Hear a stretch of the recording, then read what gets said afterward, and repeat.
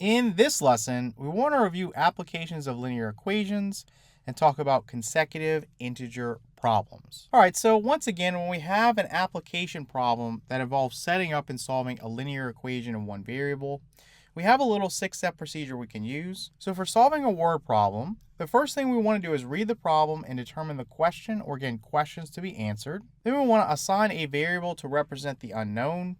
And then in these type of problems, we can always express any other unknowns in terms of this original variable. Then we're going to write an equation. This will be based on the situation given. We're going to solve the equation. Then we're going to write the answer in terms of the question, or again, the questions being asked. Then lastly, we're going to check the answer using the words of the problem. We always want to make sure that our answer is reasonable. All right, so let's just jump in and look at a problem. These problems are very easy to understand and solve, so you really shouldn't have too much of an issue with them. So 2 pages that face each other in a book have a sum of 663. What are the page numbers? So to get an idea of what's going on here, if you think about a book and you think about 2 pages that face each other, you could say this page is 1 and this page is 2, right? They're going to differ by 1. Or you could say that this page is, let's say, 500 and this page is 501, something like that. So we know that the smaller page could be represented with a variable like x. So let's let x be equal to the smaller page. Okay, let me make that better. Okay. So then what can we say about the larger page? Well, it's just one more, right? In the instance where we had 1 and 2, 1 was the smaller, 2 is the larger. It's just a difference of 1, okay? So what I can say is that we could say then x plus 1 is the larger, okay, the larger page. Okay, so what we're told is that the sum of the pages is 663. So it's very easy to solve this. I just take my smaller page, which is x, and I add it to my larger page, which is x plus 1. And this equals 663, okay? So all I got to do now is just solve my equation. Very, very easy. So if I just remove the parentheses here, because I don't really need them, x plus x is 2x, and then plus 1 equals 663. Let's go ahead and subtract 1 away from each side of the equation. We know this will cancel, and you'll have 2x is equal to 662. Let's now divide both sides of the equation by 2, so that we can isolate the variable x. So we know that this will cancel with this, and I'm going to end up with x is equal to 662 divided by 2 is 331, okay? So again, when you work with a word problem, you can't just say x equals 331 and turn in the test, right? You got to make sense of it. So let's erase all this. I'll show you on our little picture what's going on. All right, so if we come back up here, again, we said x was equal to 331. This is the smaller page. So in our book, we could say this page here is 331, and then the next page, the page that faces that one, is going to be 332, okay? And you could check that. Is the smaller page 331? Well, if the larger page is 332, if you sum those two amounts together, you do get 663, okay? So everything is consistent with what we're told in the problem. So let's go back up. Again, what are the page numbers? So to answer that question, we could say the page numbers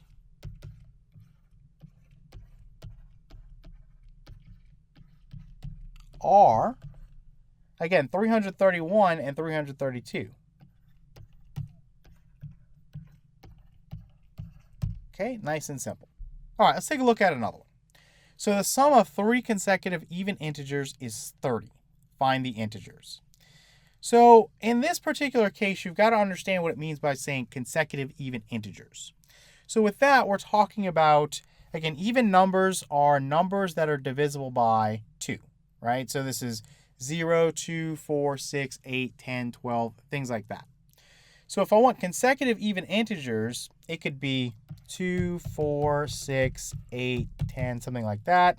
It could be starting at 12, so 12, 14, 16, 18. Whatever number you start at, you're just increasing by 2 each time to get to the next even integer, okay? So if I want 3 consecutive even integers, I can let the smallest just be x. So let x be equal to the smallest even integer. Okay, let me make these e's a little better. So what can we say about the middle one? All right, we have a smallest, we have a middle one, and we have a largest. Well, again, I'm just increasing by 2. If I started at 2 and I went to 4, I'm increasing by 2. Right? Then if I go to 6, I'm increasing by 2 again. So we can say then x plus 2 is our middle even integer.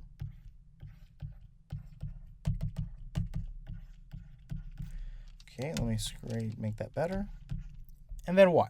We could say then if I add another 2, so x plus 2 plus another 2 would be x plus 4. So x plus 4 would be the largest even integer. Okay, let me make these better. So we're told the sum is 30, right? It's right here. So all we really have to do is take x, which is the smallest even integer, add it to x plus 2, which is the middle even integer, and add that to x plus 4, which is the largest even integer, and set that to 30, solve that equation, and we'll be good to go. So we have x plus 2 plus x plus 4. You can wrap these in parentheses to kind of separate them if you want, but it really serves no purpose, so I'm not going to do that. And this is equal to 30. So let's solve this guy real quick, and we'll have our answer. So x plus x plus x is 3x. And then 2 plus 4 is 6. So plus 6, this equals 30. Let's go ahead and subtract 6 away from each side of the equation. And this is going to cancel. We're going to have 3x is equal to 30 minus 6 is 24. And then I want x by itself, so let's divide both sides of the equation by 3. And we'll get what? This cancels with this. You've got x is equal to 8. Okay, so let's erase everything. Again, the smallest even integer was represented with x, so we know that's 8. So then the next even integer would be what? We add 2 to that, so we get 10. And then add 2 to that to get to the largest, and that would be 12. Okay? So the integers would be 8, 10, and 12. Is that consistent with the problem? 8 plus 10 is 18, and then 18 plus 12 is 30. So we're basically good to go, right? And they're all even numbers, and they're in a consecutive sequence. So I can just say, find the integers. The integers are,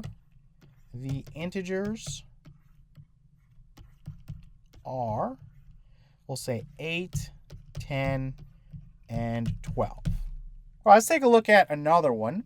And this one kind of trips students up, so you just want to pay close attention here. So the sum of 5 consecutive multiples of 7 is 245. Find the multiples. So the idea here, if you don't remember what a multiple is from pre-algebra, just note that there's multiple definitions of this. But essentially, if I take the number 7 and I multiply it by an integer, so by 1 or 2, or it could be -7 or whatever I want to multiply it by, as long as it's an integer, the result there is a multiple of 7.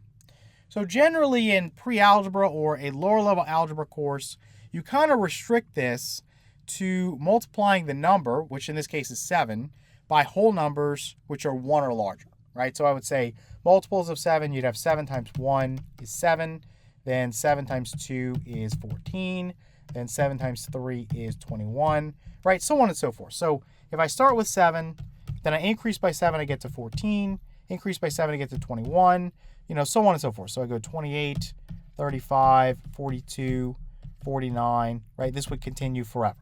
Now, in this particular case, all we need to understand is that each time I go to the next multiple in the sequence, I just add 7, right? So to get from 7 to 14, I add 7. To get from 14 to 21, I add 7. So if the sum of 5 consecutive multiples of 7 is 245, the first multiple could just be x. So let's say let x be, you say this is the smallest or the first multiple. You'd say of 7. So then each time I increase to the next multiple, I'm just going to add 7, right? Just to follow this pattern. So we could say then x plus 7 is what? It's the next number in the sequence. So we would say the next largest. Okay? And then following this pattern, you're just going to keep adding 7. So we could say then x plus 7 plus 7, or x plus 14, would be what? It would be your next largest. So you just keep going until you have 5 of these guys. So we would say then, let me make that E better. You'd have x plus 14 plus 7, which is x plus 21, is again the next largest. So you have 1, 2, 3, 4. You need one more. So then we could say x plus 28 is now going to be your largest. Let me write that out. So this would be your largest. And I'll be specific here and say multiple of 7. Okay, so now what do we want to do? We're told the sum of these guys is 245. So essentially what I got to do is just take x plus 7 plus x plus 14 plus x plus 21 plus x plus 28 and just set it equal to 245. Solve that for x and I'll have my answer. Okay, pretty easy overall. So again, I have x plus the next guy in the sequence is x plus 7 plus the next guy in the sequence is x plus 14 plus the next guy is x plus 21. And then lastly, the largest is x plus 28. You've got 1, 2, 3, 4, 5 multiples that you're representing. This is equal to 245. Okay, so on the left side, x plus x plus x plus x plus x is 5x. So it's 5x. And then plus, you've got 7 plus 14 plus 21 plus 28, which is 70. Okay, so then this equals 245. If I want to solve this for x, I'm going to subtract 70 away from both sides of the equation. So this guy is going to cancel. You'll have 5x is equal to 245 minus 70 is going to give me 175. And now what we can do is divide both sides of the equation by 5. So we can isolate x. And we'll get that x is equal to 175 divided by 5 is 35. Okay, so let's make sense of this. So x is 35. Let's go back up. So we said x was the smallest multiple of 7. So the next largest would be plus 7. So we would get 35, add 7, you would get 42. Again, keep adding 7. So you get to 49, you would get to 56, and then finally you would get to 63. So these are your multiples of 7. So let's erase this. All right, so let's say the multiples of 7 are, again, you have 35, 42, 49, 56, and 63. Now, if you sum these, you get 245, right? We know that they're multiples of 7. That's very easy to see. But if we sum these, do we get 245? Well, 35 plus 42 is 77. Then if I add 49, I get 126. Then if I add 56, I get 182. And then finally, if I add 63, I do get 245. So when I sum these numbers, I do get 245. So my solution here is correct. All right, let's take a look at one more problem. So if 6 is subtracted from the largest of 3 consecutive odd integers and then multiplied by 2, the result is 23 less than the sum of the smallest and twice the middle integer. What are the integers? So when you get a problem like this, you just have to stop and go step by step. Okay? If you try to go too fast, you might miss a part. This is one of the ones that's just meant to kind of confuse you. So the first thing is, it says consecutive odd integers. Think about the fact that if you have consecutive even integers, it's 2, 4, 6, 8, 10, right? So on and so forth. Odd integers are integers that are not divisible by 2. So if they're consecutive, it's going to differ by 2. So something like 1, 3, 5, 7, 9. I'm just increasing by 2 once I start with an odd integer. So to kind of model this, let's let x be the smallest odd integer. And then we can say that x plus 2 is going to be the middle one. So this is the middle odd integer. I'm going to run out of room, so let's take this to another page.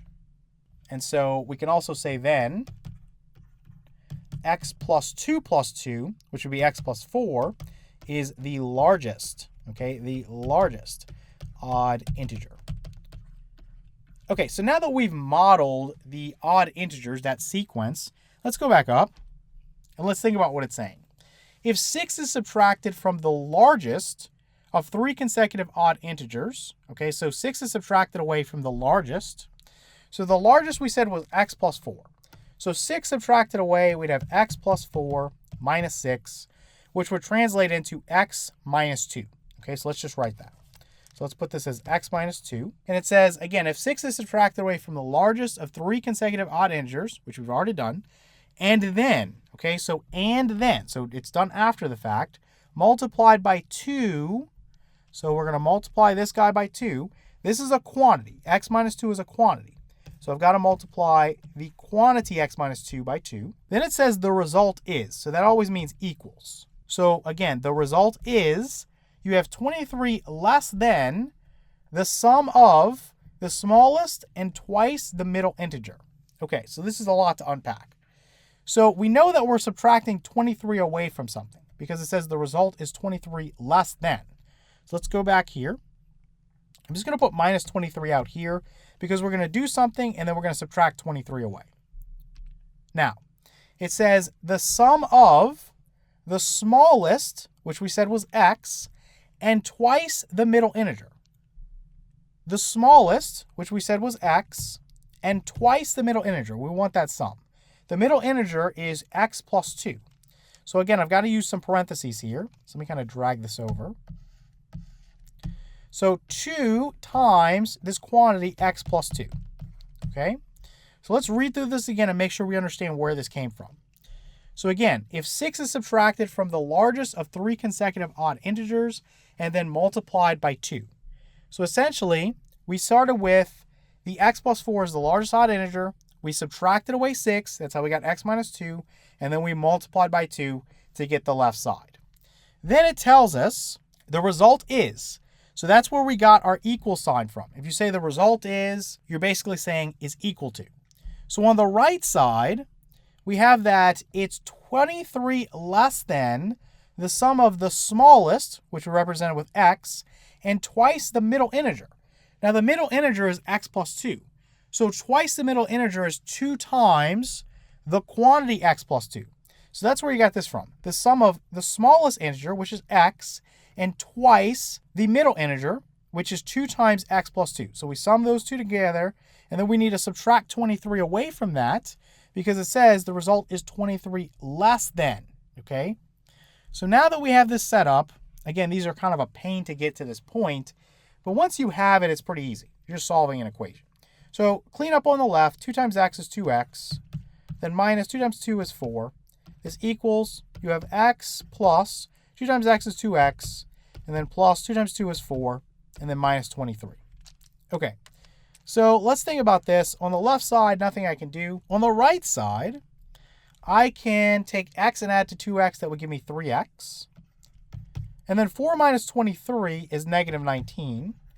Again, over here, I'm just going to write 2x minus 4. Nothing's going to change. I'm going to subtract 3x away from each side of the equation. And I'm going to add 4 to each side of the equation. So what's going to happen is this guy right here is going to cancel, and this guy is going to cancel.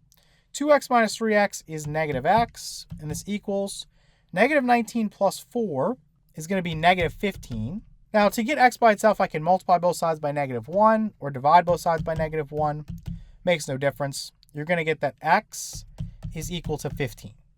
Okay, so let's erase all this. So remember, x was the smallest odd integer. So if we go back up, what are the integers? We'll say the integers are, let me make the e better.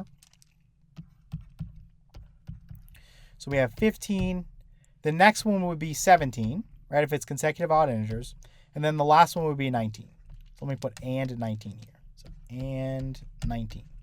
Okay. Does this make mathematical sense? Normally with these problems, you just get a straight sum, so it's very easy to check. With this one, you have to do a little bit of work. So if 6 is subtracted from the largest of 3 consecutive odd integers. So the largest is 19. If I take 6 away, I'd have 13. Then it tells us, and then multiplied by 2. So 13 multiplied by 2 is 26.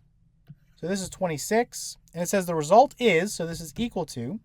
So we have 23 less than the sum of the smallest. So the smallest is what? It's 15. Plus twice the middle integer. The middle integer is 17. So if I take 2 and multiply it by 17, I get 34. And again, it's 23 less than this. So I'm going to subtract 23 away from this sum. So 15 plus 34 is 49. So you would have 49 minus 23, which is 26. Right? You end up with the same value on the left as you do on the right. So we've successfully completed checking this guy. Right? We can say our answer is correct. The integers are going to be 15, 17, and 19.